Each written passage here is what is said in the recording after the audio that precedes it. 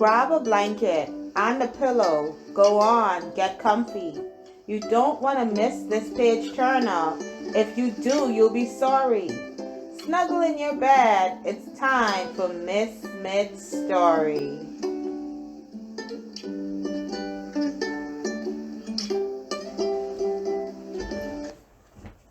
Miss Smith, Under the Ocean by Michael Garland.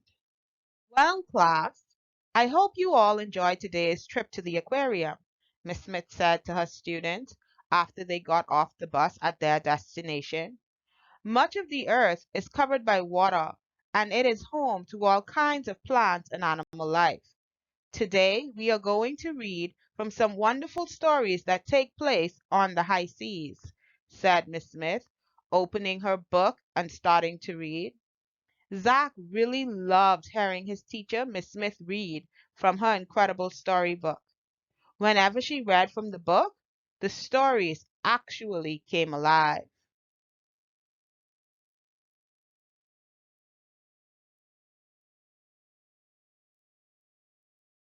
Miss Smith's first words were, "The owl and the pussycat went to sea in a beautiful pea-green boat."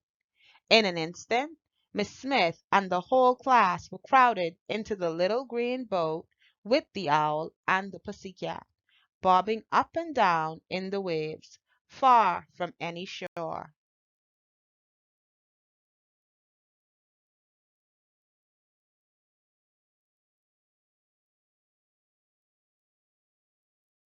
The owl and the pussycat looked surprised to see so many people with them, but Miss Smith didn't miss a beat.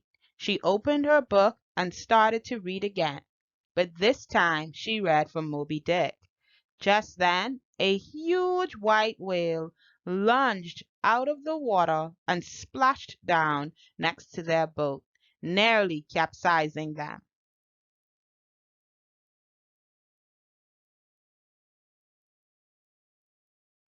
When the boat finally finished rocking, Suan asked Miss Smith if she would read her favorite story, The Little Mermaid.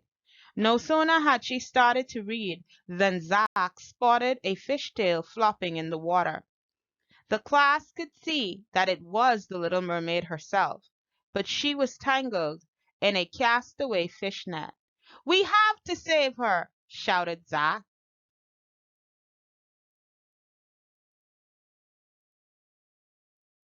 The pussy cat quickly steered the pea-green boat to one side of the twisted net. Then some of the class reached over and grabbed it so the little mermaid could get free. "Oh, thank you," said the mermaid after she was pulled up into the boat. "You're just in time for a story," Miss Smith said to the little mermaid. "Oh, goody! I love pirate tales," answered the mermaid. Miss Smith started to read Treasure Island, and sure enough, a short distance away, everyone saw a pirate ship. It was stranded high and dry on a big rock that stuck out of the water.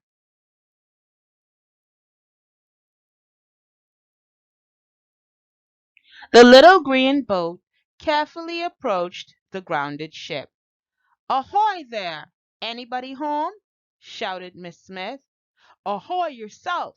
We're home all right, and we're stuck too," said Captain Long John Silver as he leaned over the rail with the rest of his cranky crew of pirates.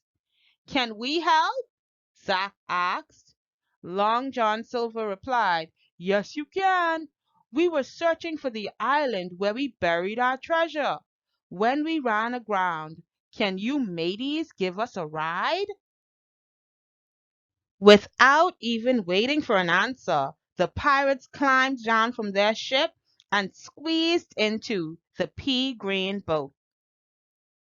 "There's an island close by," said the little mermaid. "Maybe that's where you buried your treasure." So they headed there while Derek took the book and started to read from a story called Robinson Crusoe.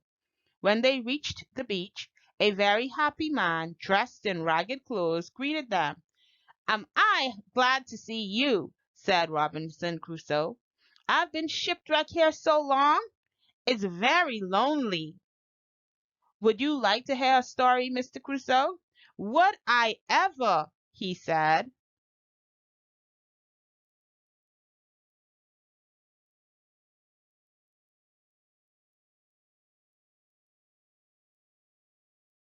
Zack took the book and chose a story called Gulliver's Travels. As soon as he started reading, they could all hear a faint voice being carried by the wind. "Help me! Help me!" The voice was coming from a sailor named Gulliver. He was tied down to the ground by an army of tiny people called Lilliputians. "Shoo! Shoo!" said Miss Smith. The Lilliputians scattered, and Miss Smith and her class helped untie the man. "Thank you very much," said Gulliver. Then they noticed that the wind was picking up and blowing dark storms in their direction. What to do now? Miss Smith thought. I know. She picked up her incredible storybook and started reading a story called 20,000 Leagues Under the Sea. The next moment, the Nautilus submarine appeared by the shore. The hatch opened and Captain Nemo popped out. "Can I be of assistance?" he asked. His voice could barely be heard above the roaring wind. "Yes, a short trip in your submarine would be wonderful right now," Miss Smith shouted back. "By all means, welcome aboard," said Captain Nemo with a wave of his cap.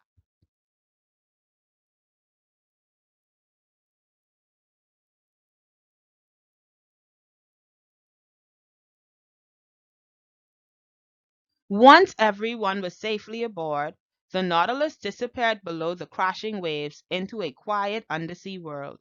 The submarine glided through the deep blue water. The view from the portholes was spectacular. Everywhere the class looked, there were strange and colorful fish. Captain Nemo gave a tour and explained everything they were seeing.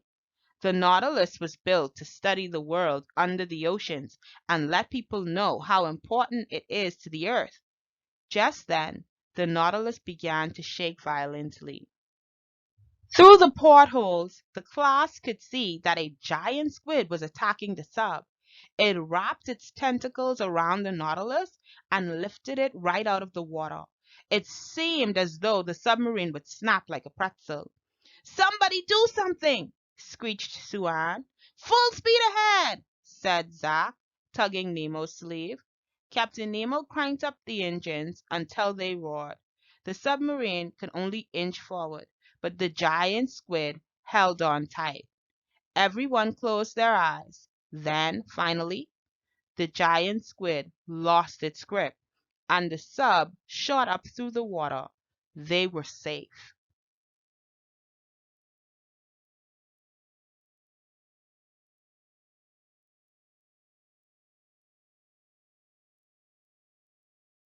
When the Nautilus surfaced, the storm was over, and the sun was setting. Miss Smith, the class, and the whole cast of storybook characters assembled on top. "Well, it's been quite an exciting day, but it's getting late," said Miss Smith.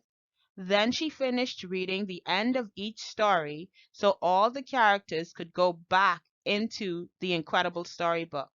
When she read the very last word, quick as a flash, the class was back at the aquarium, headed for the bus.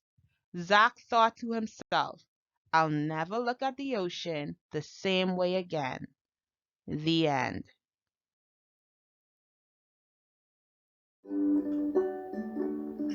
Now that the story is read and done, it's time to go to bed.